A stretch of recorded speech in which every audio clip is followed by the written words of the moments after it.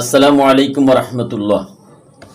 আউযু বিল্লাহি মিনাশ শাইতানির রাজীম। বিসমিল্লাহির রহমানির রহিম। আলহামদুলিল্লাহি রাব্বিল আলামিন ওয়াল আকিবাতু লিল মুত্তাকিন ওয়াসসালাতু ওয়াসসালামু আলা রাসূলিল কারীম ওয়া আলা আলিহি ওয়া সাহবিহি আজমাইন।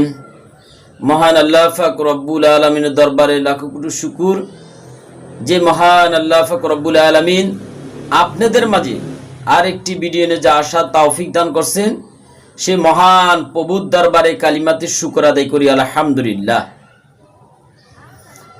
আজকে কি বিষয়ে আলোচনা করব আপনারা ভালো করে বুঝতে পারছেন। আজকের আলোচনা বিষয় হচ্ছে মুদাব্বির এবং চিকিৎসকদের জন্য এবং রুহানি যারা চিকিৎসা করে তাদের জন্য প্রথম কর্তব্য হচ্ছে একটি কলম তৈরি করা, যে কলমের মাধ্যমে আপনি রোকায়ার জন্য অথবা তদবির লিখবেন। রোকায়া তাবিজ একটা, রোকায়া একটা, তামিমা একটা। তাবিজ হইছে কোরআনের আয়াত,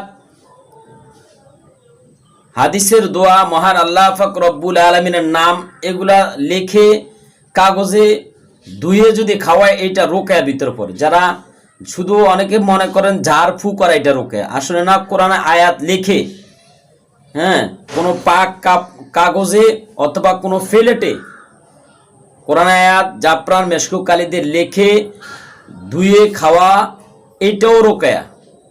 এইটা ইবনে তাইমিয়া পর্যন্ত এটাকে সমর্থন করছেন, এই ব্যাপারে লেখছেন যেটা জায়েজ।